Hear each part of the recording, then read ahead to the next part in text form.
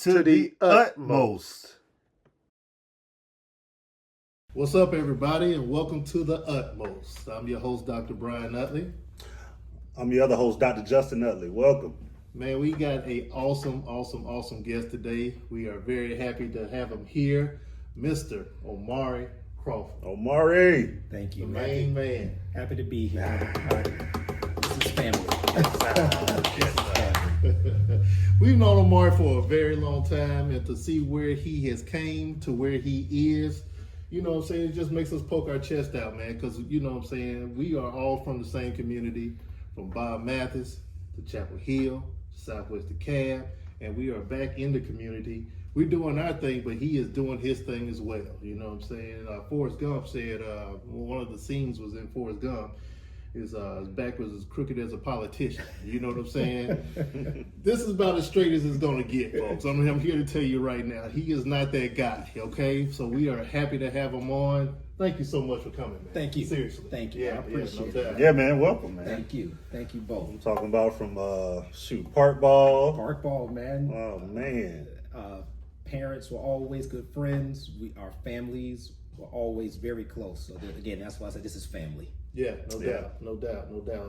Let's keep on running on some of his accolades, because Omari did everything, man. I mean, he was the guy to run for Mr. Southwest. Did you run for Mr. Southwest DeKalb? Mr. Senior. Mr. Senior? Yeah. Okay, all right, Mr. Senior. I couldn't find that in our archive. It's one of those accolades. Yeah, but he was Mr. FAMU, went to FAMU University. Yes, sir. Decided to go to law, went to North Carolina Central. You know, he pledged. Who did you pledge? I got to read it. Omega Psi Phi Fraternity Incorporated. We ain't gonna hold it against right. him, okay? No. Fantastic though, man. This is an awesome guy. I grew up with his brother. Me and him graduated the same class. Shout out Jamel. Yeah, shout out to Jamel. What's up, man? But yeah, man, we're here to talk about some things that's going on in the world, particularly in our government and politics. Mm-hmm. We want to get an understanding from a guy who's already in it. You represent the 84th district. What the heck is the 84th district, brother? So, 84th district, and that's one.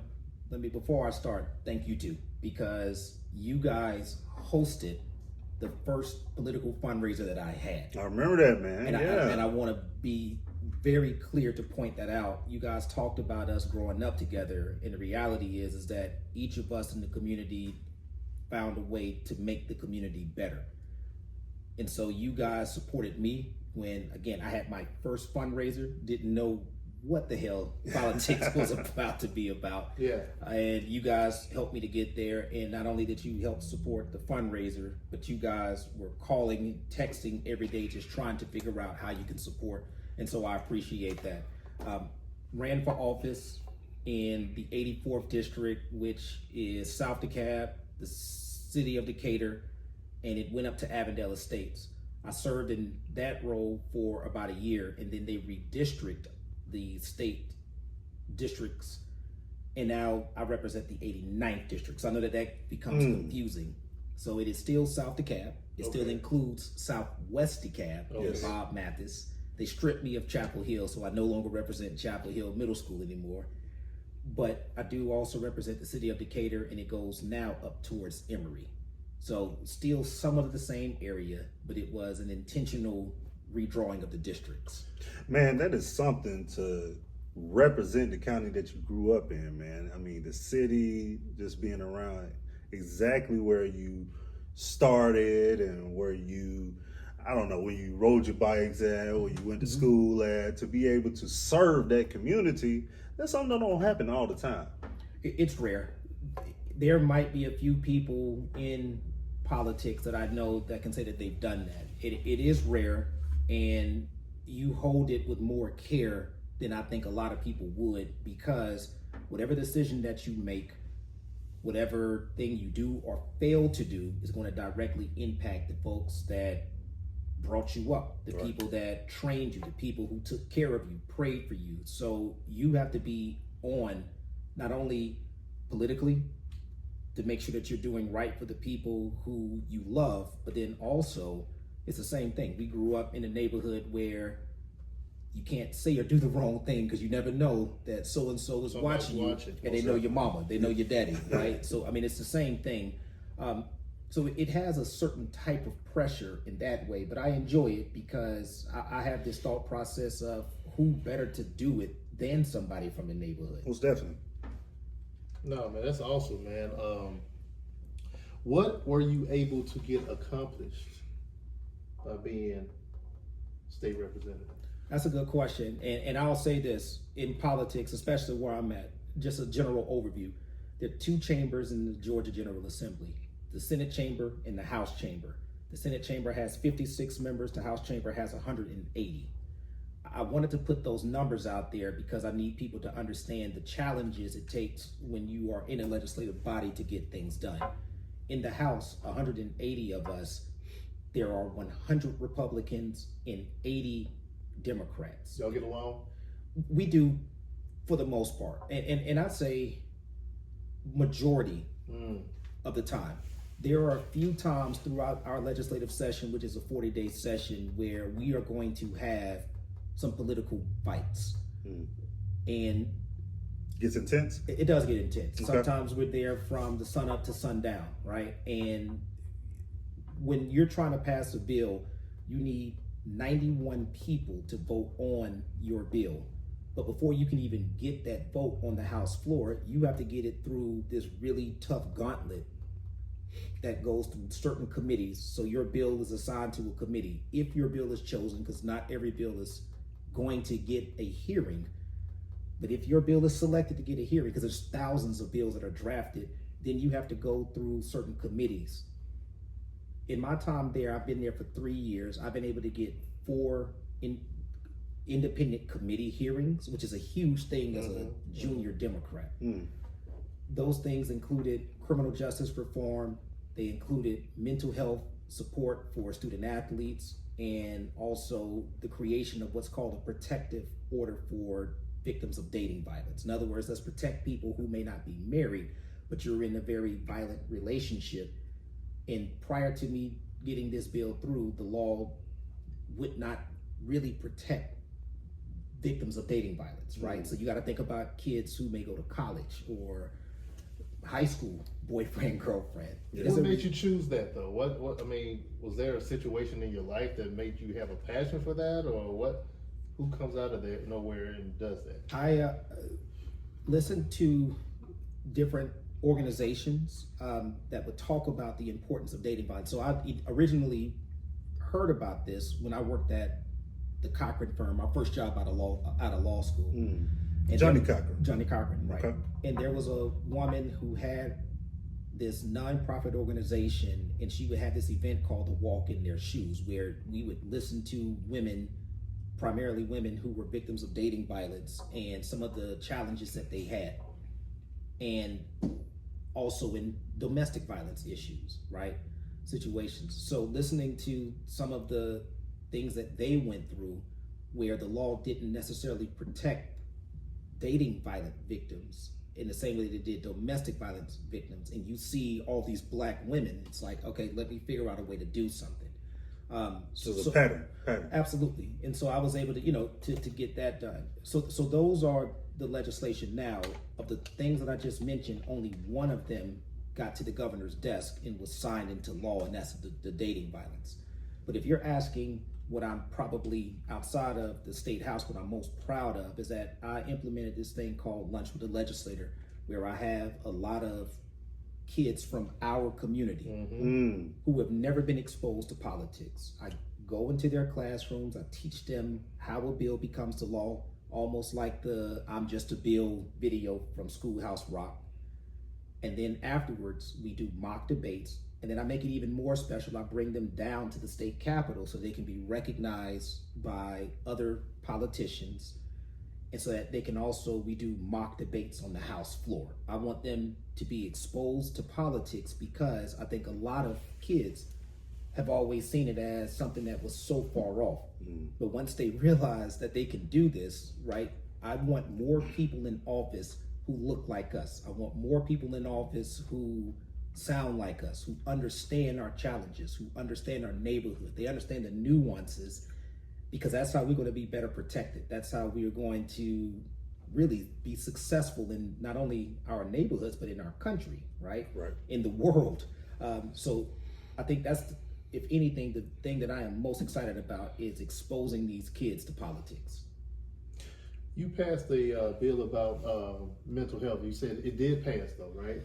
It passed out of the House. Okay, because it created some controversy, man. I always remember I was watching it on television, and I was like, I remember that too. "My boy Omari, look at it!" And then all of a sudden, I'm hearing about, because I remember we was talking about it. We were talking about it, right? We was talking about how important mental health was. And then next thing I hear is the transgenders are able to use the bathroom. Right. I'm like, that like what me and Omari talked about. That's not what we talked about. Okay. So they flipped your bill. So the bill that I drafted was going to provide mental health support for student athletes. It was going to require coaches, coaches are currently required to take classes for heat exhaustion, for cardiac arrest, concussion protocol, but there is nothing that trains them on suicide prevention or mental health episodes. We went to Southwest DeKalb High School, and let's just call it what it is. The pressure that a lot of our classmates had to be successful in sports was higher than a lot of the pressures that we will see in other schools, mainly because for a lot of us in DeKalb County or in Fulton County, city of Atlanta, who may not come from the most affluent families, we saw sports as our way out. Way out, yeah. And our families saw sports as a way to really Take provide your for them. circumstances, right? Yeah. If he makes it, we all make it. If she makes it, we all. So there's that pressure to succeed, that pressure to perform. And I remember, I use myself as an example, my senior year in high school at the state track meet, one of my closest friends, Jennifer Gordon was her name, she died. Yeah, I remember that. Her funeral was doing the state track meet. So imagine I'm out there damn near bawling, crying, but I also have to go and perform, right? At the time, who was consoling us? Now, the beauty is, God rest his soul, Coach Cobb was a wonderful coach, and he talked to us. Legendary. Right. He talked to us about our mental preparation, and he did for that track meet. But not everybody has that type of coach. So I saw this as an opportunity to better protect our students. Message. It got through the House. Procedurally, though, if it gets through the House, it has to then go over to the Senate. It went to the Senate, and you have to start that process all over again. You have to present your bill before a Senate committee. I got a phone call from, and I respect him for calling me. I got a phone call from one of the Republicans in the Senate that told me, your bill is going to get a hearing in 30 minutes. You are not going to like what's happened to your bill. My bill went from 3 pages to about 20 pages. They added like 17 pages worth of, transgender or anti this, anti that. Who was they? I actually don't know who did it. And I can speculate. I literally, to this day, I don't know who did it. And I'm saying they as the Senate because it came from the Senate chamber. I would be lying if I sat here and told you that I knew exactly who it was. I've never found out. So I now have to present a bill before the Senate that had a lot of stuff in it that I didn't put in there, things that I don't agree with. And so now I'm trying to come up with this game plan. That's what you taught at Southwest DeKalb, right in Decatur. All right, how do you figure, this is the challenge, how do you figure it out? So I remember sitting in there pissed, trying not to show that I'm pissed, listening, but then also trying to defend what I wanted my bill to be about, seeing if I can get the other stuff out of there. There's a vote that comes to place with the Senate committee that I'm before, and I didn't get the votes. It became a partisan vote. In other words, the Democrats tried to protect me. The Republicans on that particular committee voted for the bill to pass with those amendments. It got through the Senate, and then it has to go to the governor's desk. Thank God it never went to the governor's desk. So it never passed, but what it did essentially is taint my bill. But on the bright side of things, you opened up some eyes to mental health. Yeah. Or did you? No, absolutely. Okay. The beauty of what happened with that is the head of the Georgia High School Association saw what I was trying to do, and even though I couldn't pass it as a bill, he came to me and said, all right, we will make this a policy with the Georgia High School Association. So it is now a policy that until someone tries to unwrite it, that policy will forever be in place. Nice. So there are ways that you can get things done, even if it doesn't get to the governor's desk, which would offer more certainty if it becomes a law. But an organization like Georgia High School Association, they supported the bill and they themselves said, we'll do it, even if it doesn't go to the governor's desk, because we think this is the right thing to do. Fantastic. And he also took it around the country and talked to other states about the importance of it. So other states have implemented the legislation or the policy. Yeah. Wow, that's cool, man. That's good. When you're coming up with, I guess, how far are you trying to go in this whole situation in politics? What's your goals? I want to be as honest as I can. If you would have asked me that the night that I had my first campaign with you guys, it would have automatically said, man, I want to get to DC or become the governor, right? Then, what I've learned, and I'm trying to give the most blunt answer, what I've learned in the space that I'm currently in, it is a lot of work. And I'm one of those people where I want to get that work done first and feel like I'm doing a good job before I jump to the next thing. Good answer. And so right now, my focus is, because I've been approached to go to some what may be perceived as higher offices. My approach to it right now is I have so many things that I feel are unfinished in the State House. I've had a really fortunate career so far. I've got appointed by some higher ups to certain committees. Been able to, get on certain study committees. Some really good things that have happened. And I think that if I continue to just move forward, I can make some substantive change as opposed to vacating a seat now to run for something higher. That time will come.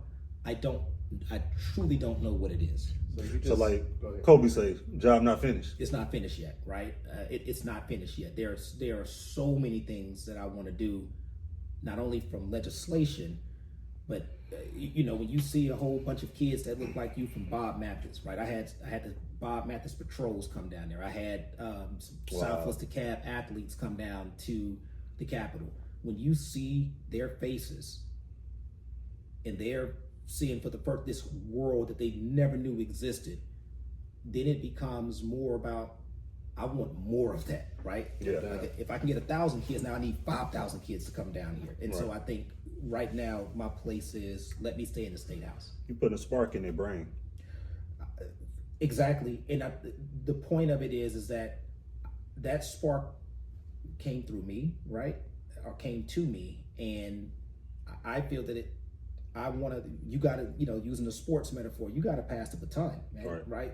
And I want to mold the young kid that's from Decatur to say, yo, if Omari can do that, it's not that far-fetched, right? I can do the same thing too. And so I try my best to keep in contact with all of the students, the teachers, the parents, because quite frankly, I look at what happens in a lot of politics around the country and in Washington, D.C., when you see politicians, and I'm not knocking age, but there is a time when you have to step away and say, man, I want the next generation to have this, right? Like I do not want to be in politics until I'm in my 80s. I'm knocking age because if you're, falling and you're going through a lot of things and you can't actually do your job, but you want the title, it's time to pass it on, man. I agree with that. Because now you're out of touch with what's going on in society, right? Oh, I totally agree with that. So people glitching on TV. Oh, absolutely. That's a problem. I will say this. I agree with both of everything that you both said. The only reason I'm not going to make it a universal age thing is because some people handle it better than others. Oh yeah, okay. You understand what? Like you said, glitching. If you're glitching, you got an issue. You see what I'm saying? But if you're not, go ahead and keep doing what you're doing. There are some objective things that we see where we can call it and say, yo, he or she probably should not be there. And Right. I'm speaking for me. Like, guys, after a while, man, you know, fight the good fight, and then eventually I want to be on a beach somewhere, okay? I don't want to be... If you sitting there at the mic for 2 minutes and you not saying anything and you just looking off into space, Yeah. time to let it go. You know, Gotta let it go, because you're not capable of making decisions at that point. Because you're responsible for a lot of people when you're in politics. you are responsible for so many people and for very important things. I want to tell you, and I'm just going to be blunt about it. There are a lot of people that hold political offices, and the notoriety, the pomp and circumstance, the ego, and a lot of things that are ulterior motives get to them. And so you have a lot of people who are not willing to relinquish control of political office. And I'm not God, so I will not try to pinpoint who does it, but I know that it exists, right? Of course. And a lot of people get accustomed, again, to being able to walk into the room and it'll be Representative Crawford is in the room. Yeah. That is why I'm very big on just call me Omari.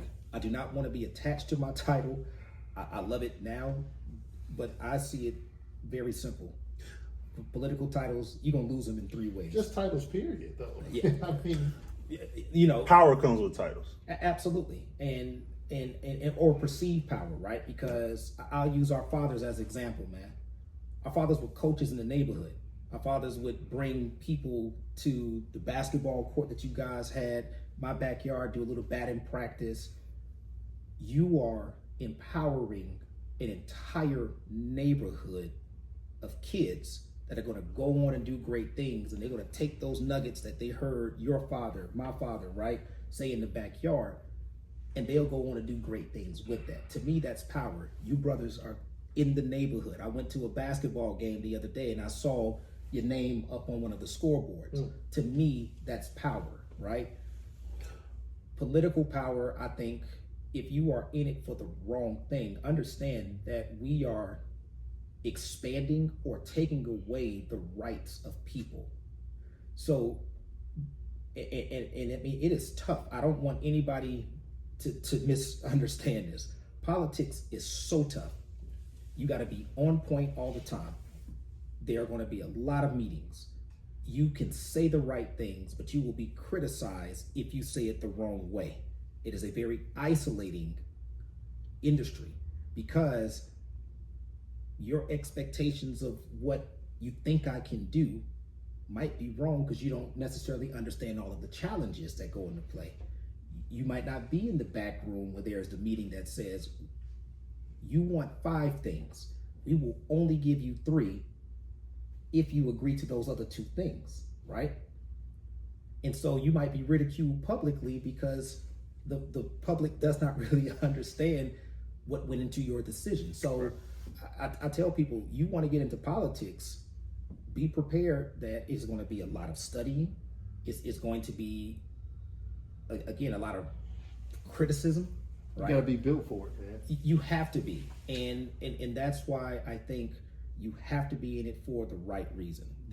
What's up, everybody? I'd like to talk to you about sleeping. Since a third of your life is spent sleeping, we got to make it as best as possible. Best way to sleep is on your side. 1 pillow only under the head and 1 pillow in between your knees. If you're sleeping with 2 or more pillows, that's not good. It's going to jack your neck up. We do not want that. Also, the pillow in between your knees. If you're looking at this hip here, it's kind of sagging in, right? But when you put that pillow in between your knees, it balances you out. If you decide to sleep on your back, that's cool. There's nothing wrong with that. But once again, 1 pillow under the head, 1 pillow under the knees. Never, ever, ever, ever, ever, ever, ever sleep on your stomach. Why? Your head's either turned to the left or to the right, and it's twisting your whole lifeline up. Number 2, we got these natural curves in our spine, and when you Sleep on your stomach, gravity pushes it down, and it flattens out your spine, and that's what we don't. If you got problems sleeping, you need to give us a call. We can get you back on the right track so you can sleep like a baby.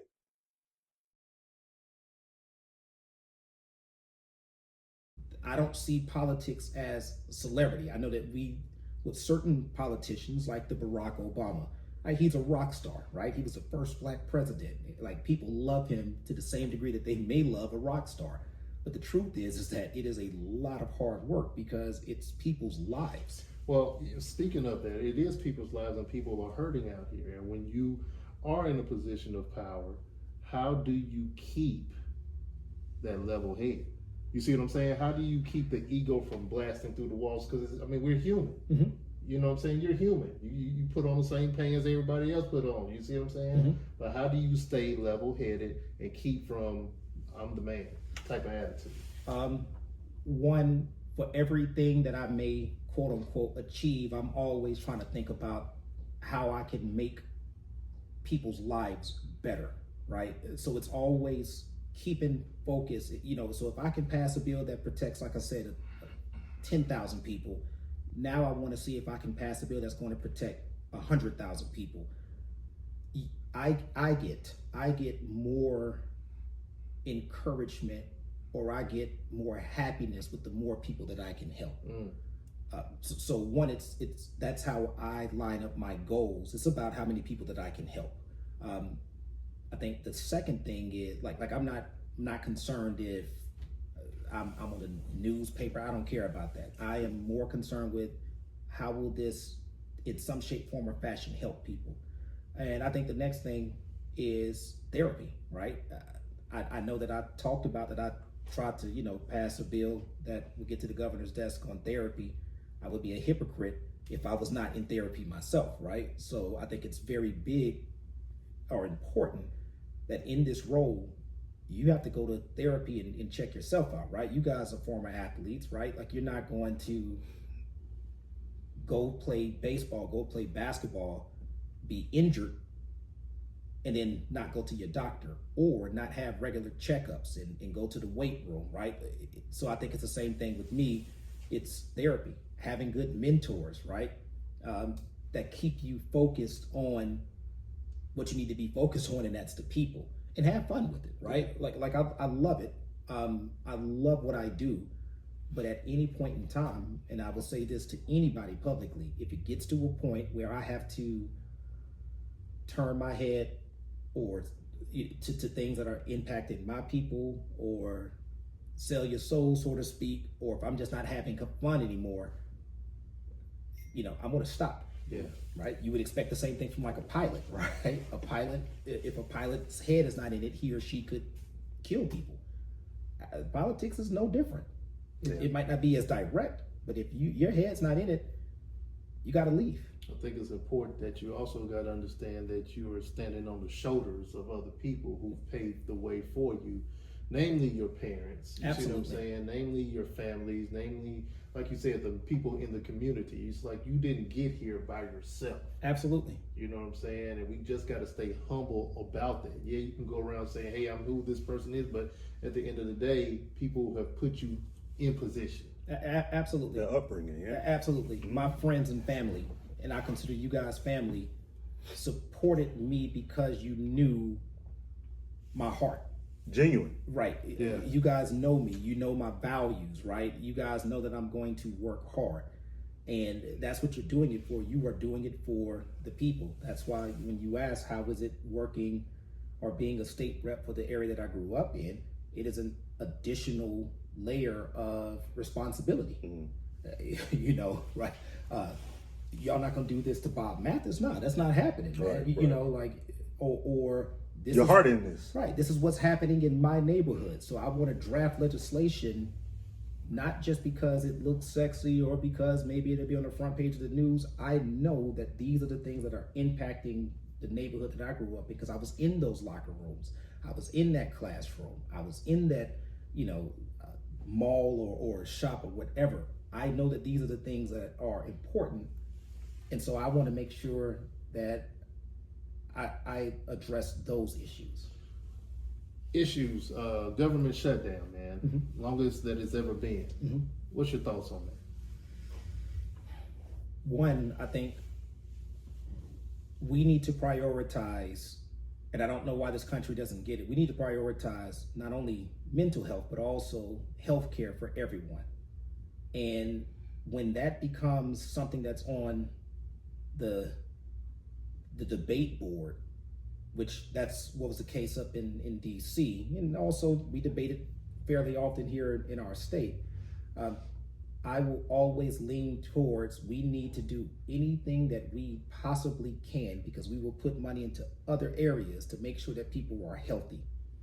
If you remember what happened in 2020, the pandemic did not discriminate. Whether you were rich, whether you were poor, whether you were middle class, whatever it was, you were susceptible to coronavirus, right? And it would spread. If this person got it, that person could get it. If that person there were rich people who were dying because they didn't have the proper health care, right, to protect them. That to me is something that we should have remembered. I want you to be healthy. I want you to be healthy, because if you're healthy, then I'm healthy, right? Even if you don't, just from the simple standpoint of I want people to be healthy because that's humane, right? I mean, that's how I see it. But even if you are not as humane as we may be, just understanding that we are all impacted, or directly or indirectly impacted by each other's health.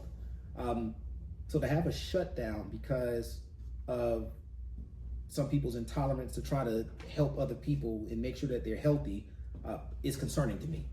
I also think,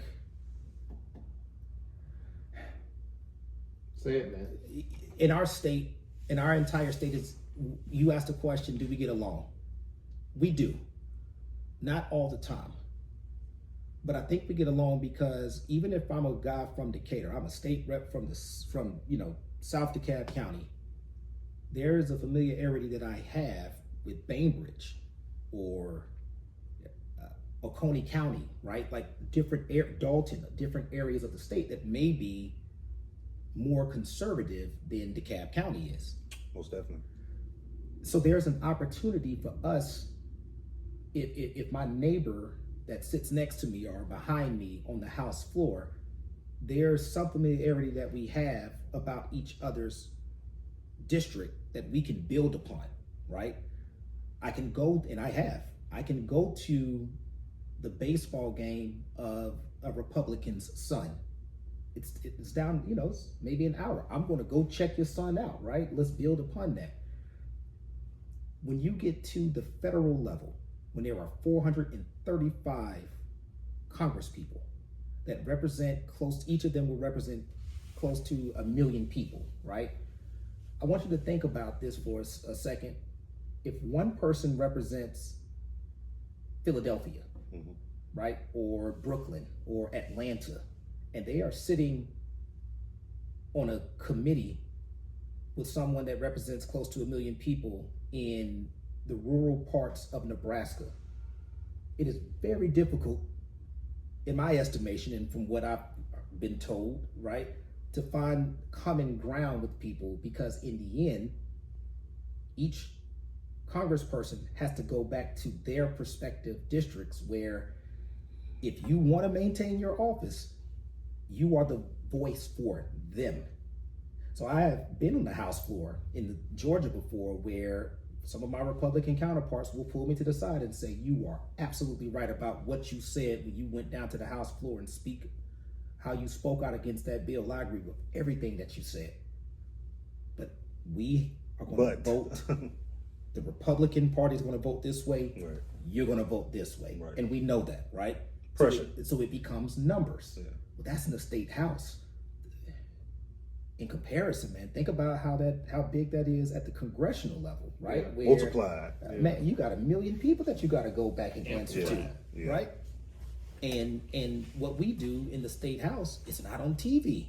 It's not what they do. Almost everything that they do is going to be on Fox, CNN, MSNBC. It is a big thing, and so I think, again, you have to not only be able to kind of be at ease and do the right, basically you just got to be able to do the right thing, right?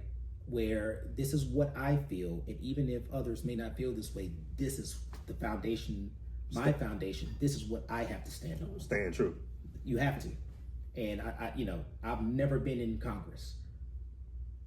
But to answer your question about the difficulty and why there's a shutdown, because we are now in a very polarizing space in this country. Mm-hmm.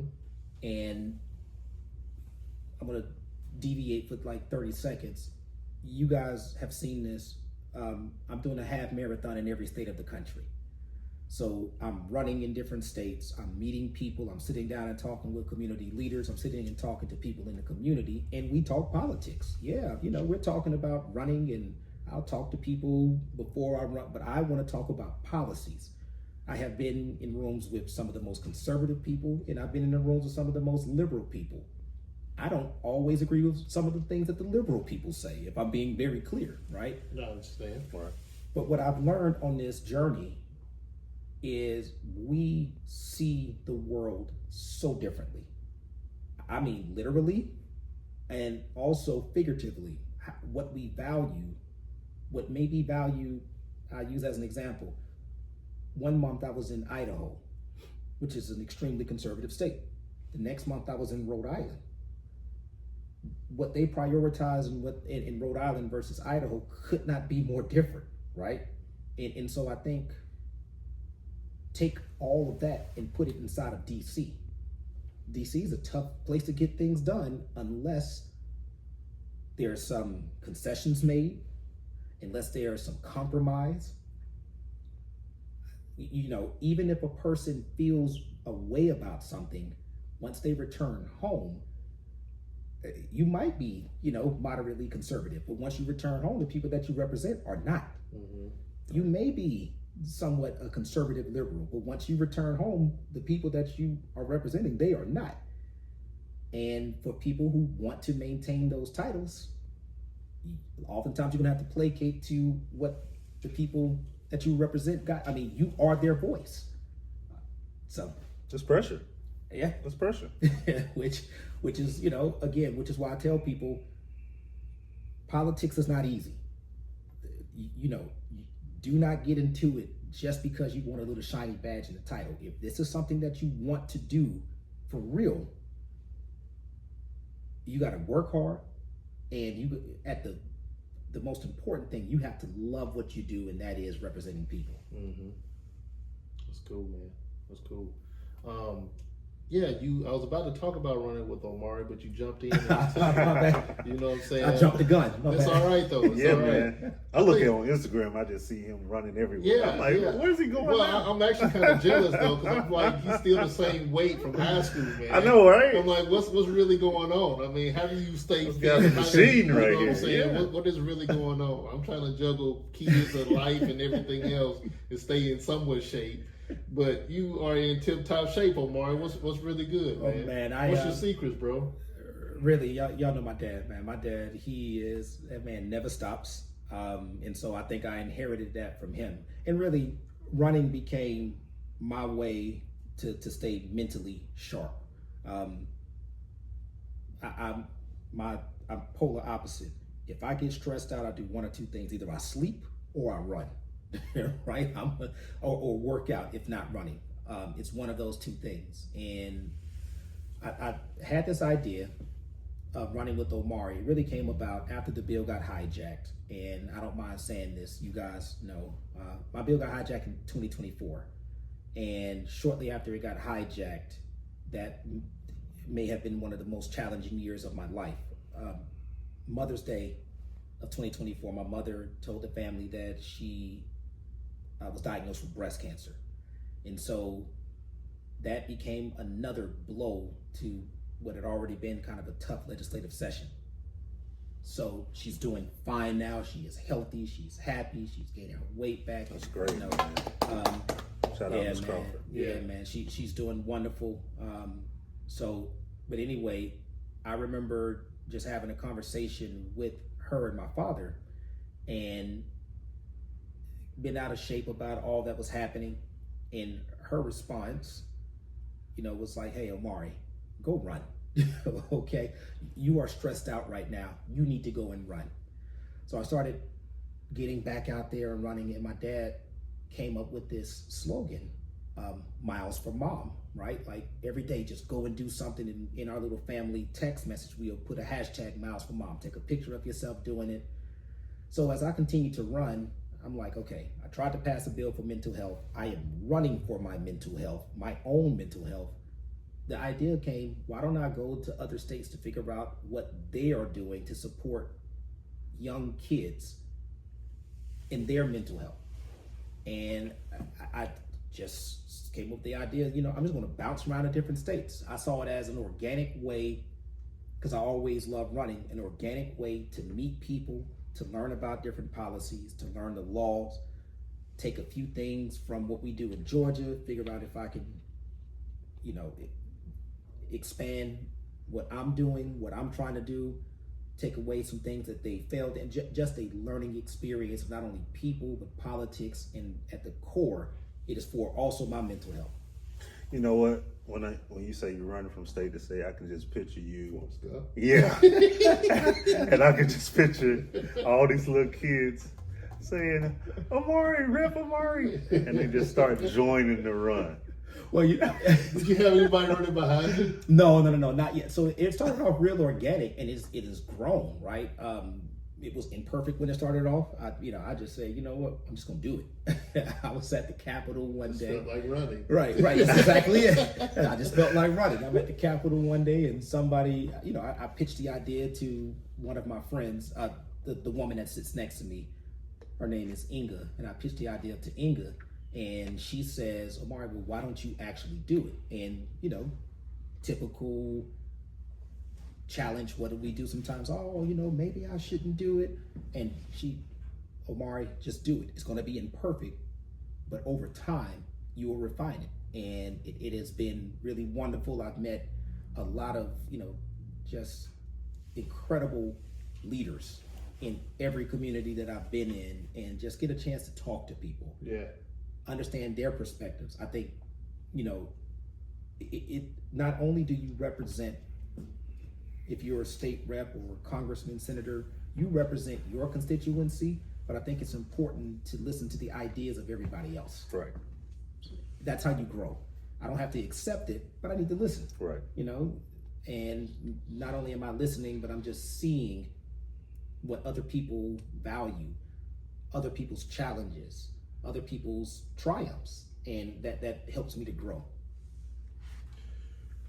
Do you do this full time? No, that is another reason why I tell people, think long and hard before you think you want to get into politics. So in my role, we get paid a small amount of money because we are in session in the state of Georgia. You're in session for 40 days. So it is seen as a part-time role. But, oh, wow. Right. But I knew that. Yeah. But you also have to have a full-time 9 to 5. Don't quit your day job, folks. You can't quit your day job. And that is why, and I have this theory, and I've always said this, especially in the legislative branch, right?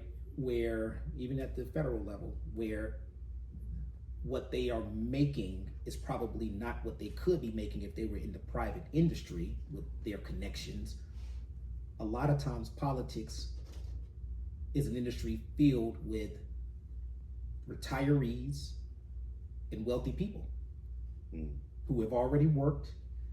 They have money coming in. They got time. Right. They're not worried about much of anything. Right. They can put exactly. That's kind of scary though. If you're not worried about much of anything, but the people you're representing are worried about much of everything. You see what I'm saying? So how can that be relatable to the average person who is going through some situations? Like I had a patient during the shutdown talking about, okay, well, I'm running the risk of losing my home and this and that and this. I'm really scared for myself. And then I get home and I see Donald Trump talking about, oh yeah, we were building this ballroom on the White House, and this is the $300-something million. And I'm like, yeah, this is not time. the right time. Exactly. Exactly. Well, I feel like it can work both ways. You know, if you got that time to actually sit down and put your mind to what people are going through, some people genuinely feel that way. But like you said, it can work on the other side too. I understand. Yeah. I understand both of your points. I will say, and I want to hit on your point. You said something. The scary thing about politics is that in this country, we have a representative democracy. You elect people based upon, or you should elect people based upon the commonalities that you have with them and how they plan to address your concerns. If you are so far removed from the people, then I have always been curious about how you can address the concerns. I know a lot of people will say, listen to me and say that I'm talking about Donald Trump. No. I'm talking about the entire system. This is what I mean. When everybody who becomes the president of the United States is an Ivy League millionaire, when you look at the acceptance rates of Ivy Leagues, we have a country of 350 million people with only 0.002% of people get into the Ivy Leagues. I always question, why are we as a general population electing that person who may not have any commonalities, with the general population? What I am hoping for is that as we move forward in this political system, and I think we're getting there, I want to see the baseball coach of the football, Tim Waltz. I use him as an example. He was a coach. I want to see the coach become the politician. I want to see the bartender become the politician. I want to see the guy or the girl who, had an issue with the law. Maybe they got arrested and now it's time for them. They understand criminal justice reform better than anybody. Right? I want to see the teacher become the politician. I want to see people who their hearts are in it. They understand certain issues that resonate with more people. So maybe the food lady in the cafeteria, she understands nutrition. These are the people who I want to see in office. Unfortunately, when you don't make money in office, right? When you have to have a full-time job and then also be in office, it becomes challenging. It's a motivating factor, money. Right. It was very challenging for me when I first got into office. I talk about it now. Trying to sustain a 9 to 5 while you are in office. Yes, the 9 to 5 will like what you're doing. I'm in a great place now, but it was tough for a few years, right? Like, I love this work. I think that I'm helping the people in the state, but this 9 to 5 over here is saying, yeah, man, but like, we got to turn a profit. Yeah. Right? Yeah. And so I would love to have people, like I said, brother, you went to jail, man. Maybe you sold weed and now you're back out. You're doing great things. You got a nonprofit organization. Yeah, brother, you should potentially think about running for public office. And I think now we're at a place where the public is saying, we don't need just the Ivy Leagues. We don't need just this person or that person. Again, we want coaches. We want people who are genuine, who want to help others, who understand certain issues and are not in it for the titles. And I'm happy about that in some aspects. Well, on the flip side of that, though, people want to see who they want to be. Yeah. Sometimes too. Yeah. So they see that, for example, a Donald Trump, oh, he's a millionaire, he's doing this, he's doing that. I want him to be my president.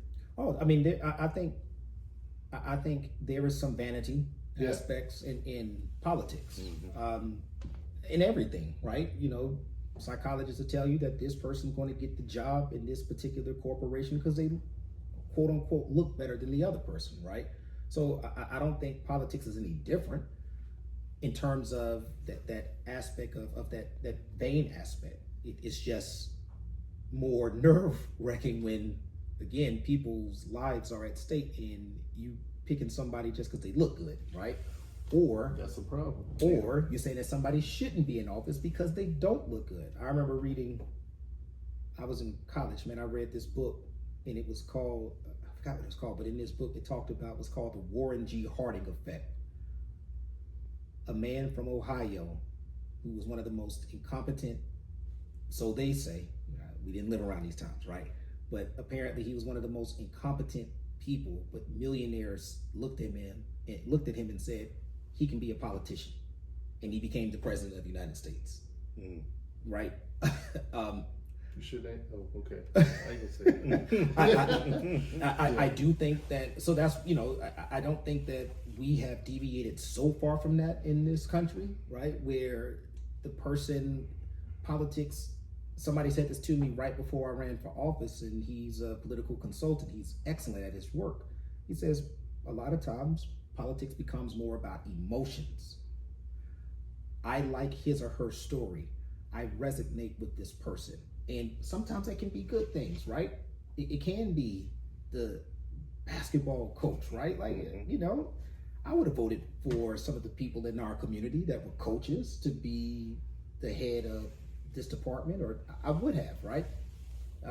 Sometimes it can be a bad thing, I like his demeanor. I like her demeanor, yeah, but they may not have the experiences for this position. They get exposed. Well, that's what Chappelle was talking about.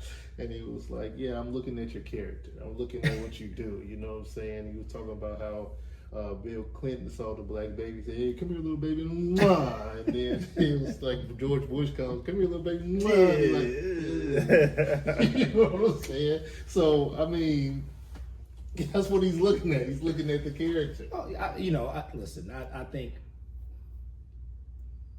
I'll tell you this is my theory. If nobody's saying this, I'm just giving you my thoughts. In 2025, we live in this age of transparency where any and everything that we do, there's a receipt for it. That's true. That said and done, what used to be in the 1990s, right, where you want the person that looks like this, and it was always a man, right? The person who looks like this, the guy who went to the military, the guy who is almost like a build a politician. I don't think we're there anymore. Mm-hmm. The things that we used to, especially at this point, stuff that has been happening, the things that used to cancel someone from getting higher office, I don't think we're there anymore. No. Because in 2020, listen, man, I don't know that a 13-year-old in 2025 that has Instagram or Twitter or whatever it's called now, or the ability to text, I don't know that if we dive deep into their DMs or to their text messages, that there's not going to be something that years ago would have prevented them from ever holding public office. At this point, it's accepted now, though. A lot of things are going to be accepted, right? Yeah. And I don't know if that scares people, but there are just certain things we have become more liberal, and I believe that is why you have so many conservatives who are scared, man. Right?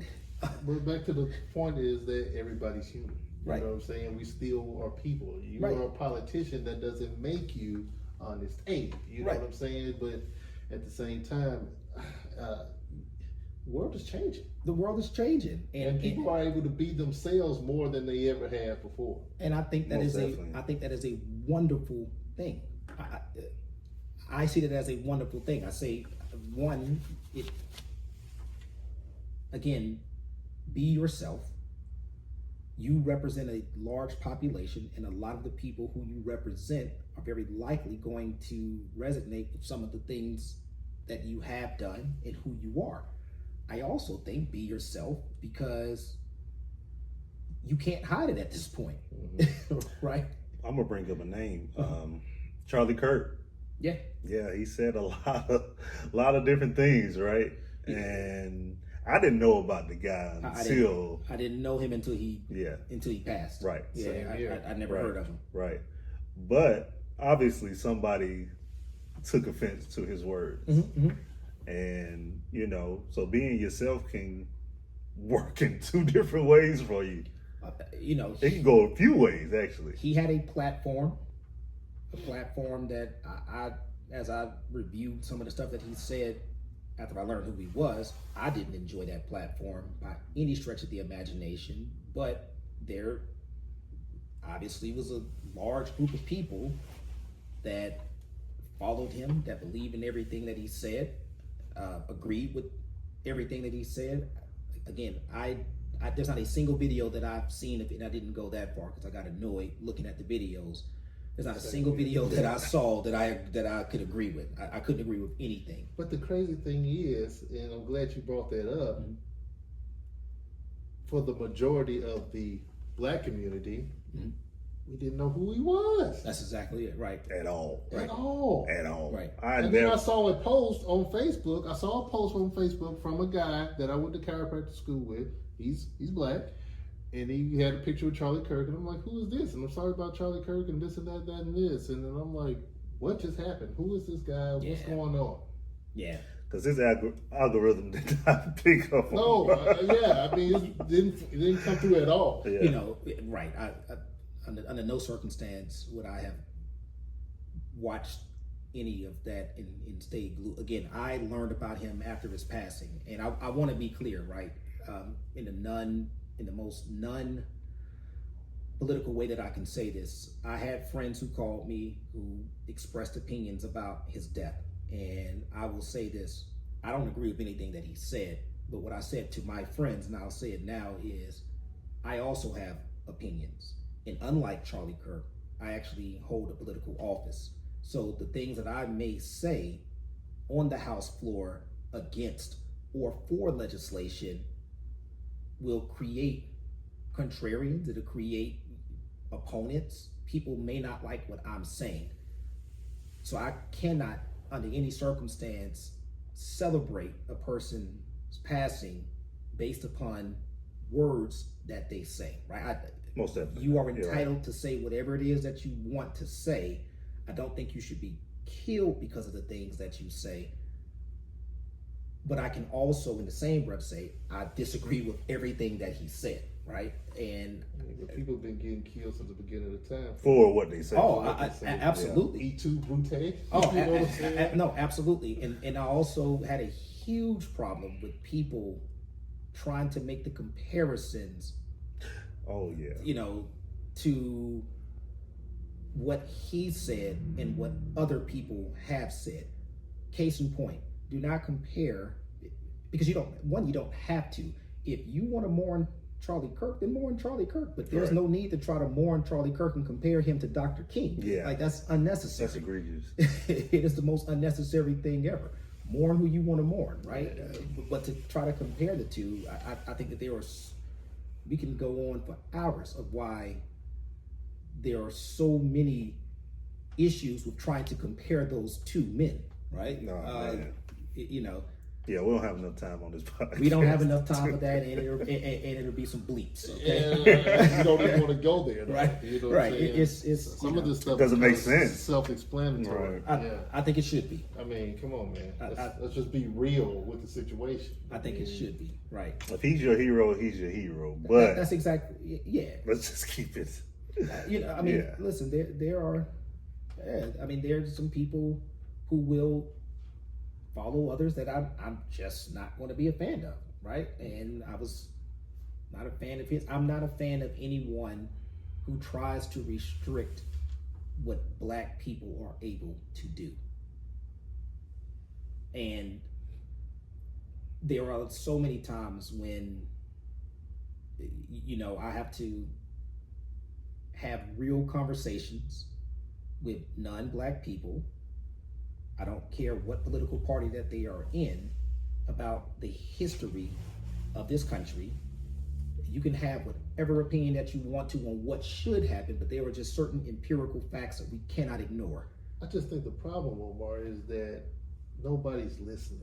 You see what I'm saying? You can have the conversation, but while you're talking, the opposition is trying to think of something they're going to say. They're not listening to what you're saying. I agree with That's that. politics, though. I mean, that has a lot to do with it. It's like, I'm going to get my point across. I don't really care about your point because I don't think your point is right in this situation.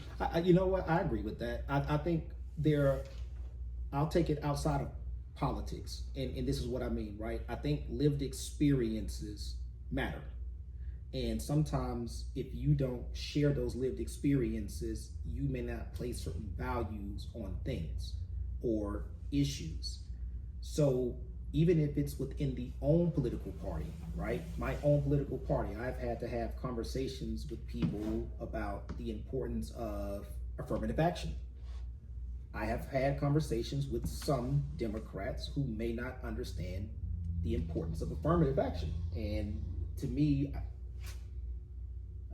I think understanding history, understanding how Black people throughout history were legally excluded from so many industries, yet we provided so much positive input to this country's growth. We should be more protected so we can get into rooms more, right? But some people may not understand that because I think a few things. One, that's not their experience. It's not the reality. And two, you have, I think, we oftentimes, and I think everybody is guilty of it. Yeah, I'm sorry that this is happening, but I may stand to benefit to your detriment. Or I may not be willing to admit that I have a privilege because I want to think that I was able to do this on my own. So as example, right? Man, I had 2 parents in the house, right? That worked, had good jobs, right? I'm a male. My parents went to college. I'm just using some things. I was able to get to certain spots in my life because of those, I won't say conveniences, because they're more than conveniences, but blessings, right? Fortune, right? We went to a school where there were kids in our school, man, like they had tough circumstances. Most definitely. So Coming to school just to eat. that's exactly it. So I'm okay, and I think that's the importance of being a really good politician and servant. I'm okay with saying, you know what, like the truth is, yeah, I did have it a little, I had some privileges, and I probably got to college because of the privileges that I had. I don't know that I would have been able to get to college and do some of these things, but for my parents. And there's nothing wrong with saying that. Nothing wrong with it. That's honesty. And I think my problem with a lot of issues that become these debatable issues is that people are not honest. It's okay to be honest and say, yo, man, like, nah, my parents were millionaires and I'm white and I was able to get into this college because they went to this college, and my grandparents went to the college, and my great-great-grandparents. You know what I mean? Like, there's nothing wrong with saying that and saying, but you know what? I want to also make room for you too.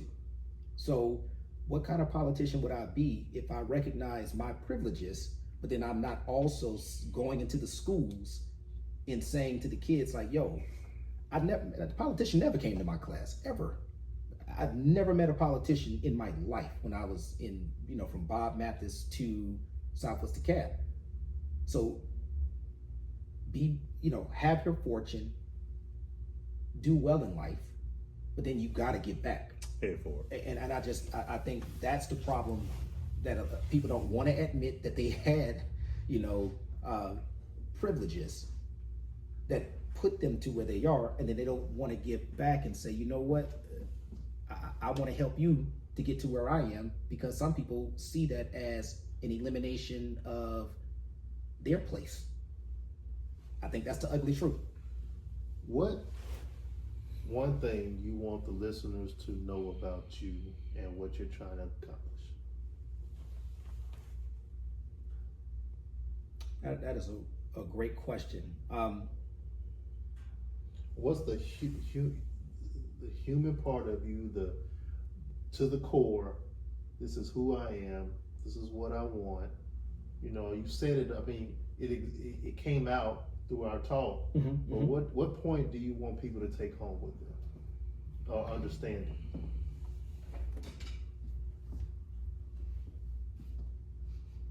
trying to think one thing, because there's so many things that are circling in my mind right now. I think the most important thing is that I'm going to be an honest politician. That I will never deviate from my values. And that's what I mean by an honest politician. I will never deviate from my values. And I'm going to prioritize people who look like me. I'm going to prioritize people who need help. And I'm going to prioritize protecting people. And the day that I feel that I need to compromise any of that, it's the day that I step away. You sound like the coach from Blue Chips. Remember the coach, Nick Nolte? Right. Yeah. The day I have to compromise that is the day that I step away. Yeah. That's real. Well, no, we're gonna come to a close. And we can talk all day too. Yeah, Oh, you already know, man. brother. We just thank you for coming out, and we learned a lot today. I hope you learned a lot about how government kind of works, what Omari does. He's not a full-time politician getting paid bukus of money. He's working for you right now. And he's 'Cause genuine. He loves it. And yeah, he's genuine for the community. exactly. Well, So- can I do one more thing while I'm here? What's up? What's up, man? If I might take my headphones off and be right back, if that's okay. All right, man. You got to use restroom stuff? Nah. You got the restroom over there.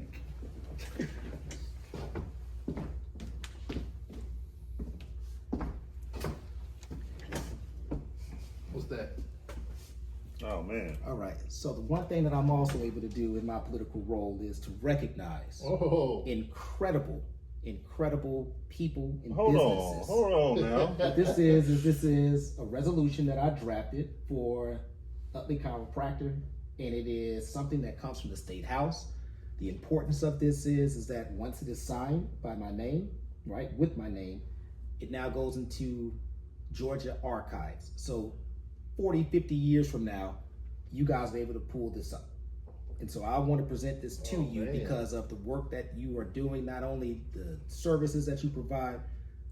If you go to Southwest DeKalb High School, you're going to see these two guys' name up on the scoreboard because you are giving back. So I want to make sure that I get you something to hang in here. I can get y'all some additional copies if you want to put it inside your house somewhere, but we gotta That's put it in here.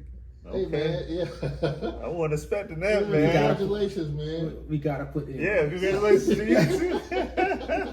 I got my name on it. Say Justin. Absolutely. Oh, wow. Justin. Absolutely. Right. So That's I crazy. want to make sure that I get you guys this because you guys are doing incredible work. Man, let me shake your hand, brother. Oh, I appreciate man, listen, that, man. That's listen, all Hey, right. man. We You got man. we are just getting started. We got Yeah. so much more to do. Oh, Well, yeah. we talked about that though. Yeah. I said, I mean, when Omari said he's about to run, I said it's our time now. This is Absolutely. You know what I'm saying? This is the time Get for up. us to do what we need to do. Absolutely. And you know, when we did host them, we were hosted in our other location. Yep. It's just how God works, man. We was Yep. hosted in our other location. Oh man, the other location. Small, 1,300 square feet, and I think we hosted it in like a 500 square feet. You know, Yeah. when you Yeah. let things known, I We was had, like, we had to allow for decoration, so they cut it to like yeah, that's what I'm 800 saying. square Yeah, feet. exactly. It's like people didn't have anywhere to move, but They were spilling out the door though. yes, they were. Yeah. Yes, they were. But the passion was there, man. Yeah. And it's just Yeah. showing growth if you stay with it, folks. If you stay with it, if you stay committed, Yeah. if you're doing the right things, things are going to pay off. You Yeah. know what I'm saying? It has to happen. It- You got to believe that. You said that, and your father also said the same thing too. And it is our time, right?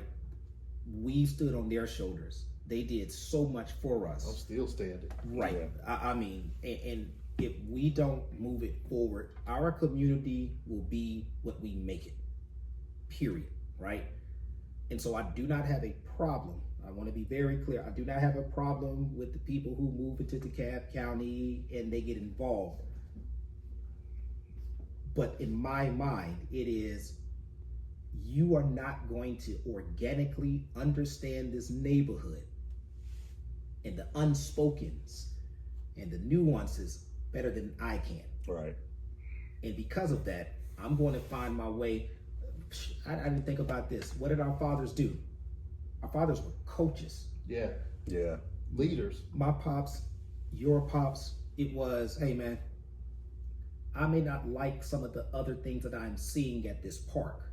So as opposed to complain, I want to get that coach's hat, get the whistle, and I'm going to go out there and I'm going to help. Mm-hmm. And that's why I got into politics, because of people, men like our fathers, women like our mothers, who were mentoring and did all the things in the neighborhood. Staples in the neighborhood. You gotta pay it forward, man. I remember going over your house when we was probably about 9 or 10, man, and you had the batting cage in the backyard. Absolutely. And it was like probably about 5 or 6 of us at a time. And we were just getting it in, man. It's the same way that you guys had the basketball court. My parents, when they put the batting cage in the backyard, I remember my father saying this to us when he did it. And it was, this is not just yours, it's the community's. And if at any point in time y'all are not letting some of your teammates and friends come in here and hit in the batting cage, I will take it away. Like, that was his thing. It's not just yours. Right. It's in our backyard. It's not just yours, right? And so that's the mentality that I have when I'm in politics, man. Like, it's not just me.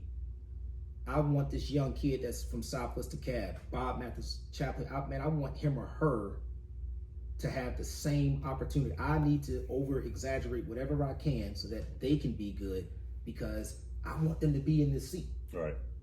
I mean, to your point, my dad built this big old basketball court, almost NBA regulation, in our backyard. Yep.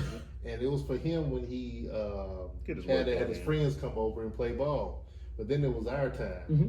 And I'm telling you, man, it was some evenings, it's just the backyard would be so packed Flooded, with everybody in the Yep. neighborhood. Yep. Yeah. And he's out there playing with us, but he's also coaching everybody. Yep. And to the point where I see him cuss people out, tell them, take your home. But the next thing you know, 4 or 5 days later, they come back in, Mr. I apologize for what I did, Oh. And then to this very day, if I run to somebody from the neighborhood, the first thing they ask, how your pops doing? That's absolutely You know it, what man. I'm saying? How your pops doing? And that's respect. I don't know if y'all remember this, man. We used to have the Omari Crawford little football games. I remember, Bob Mathis, we had the 3-on-3. That's man. exactly it, Yeah. man. You know, it was an opportunity for families to blend. Connect, man. It's an opportunity for, like you said, our fathers to be helpful, to coach, to guide us. Like, these are the things that it's politics, right? So while our fathers did not have political roles, as I said earlier a second ago, you don't need when all people want is a little shiny political badge that says, I am state rep, I'm congressman. You're in it for the wrong reason, because our fathers were bigger than politicians, and they never ran for office a day in their lives, man, right? I found my lane, and my lane was in politics. I'm at this moment, and I pray that one day I am. I'm not a father, right? One day I hope to be, but at this moment in my life, this is what I'm supposed to be doing, and I'm grateful. I'm grateful that I can do it for our community. The same goes for us. We're grateful that we're able to be doctors in the community. Absolutely. And helping people too. You know what I'm saying? Just a way of extending the olive branch from where we came from. And we went into contact with all of these different people, and we just want to touch as many people as possible. And that's why we're doing it. We're doing it for the right reasons. That's why we're here talking about this podcast, trying to get awareness of what's really going on. Absolutely. I mean, I'm always been proud of both of you guys. Like, Likewise, the man. neighborhood is proud of y'all, man. Likewise. Yeah, man, likewise. So no, this is it. So it's official, y'all. Man, we official. Yeah, we appreciate We that. here forever. Thanks for coming out, man. Thank you for your time. Thank you. It's been real. Yes, Thank sir. Yeah. Thank you, Thank man. you. Hey, follow this guy. He's going places. I appreciate it, man. You know, I want to say governor, but he said he don't know. So we'll see. But you heard it here, folks. That's right. That's right. I appreciate that. All right, signing off To the utmost. to the utmost.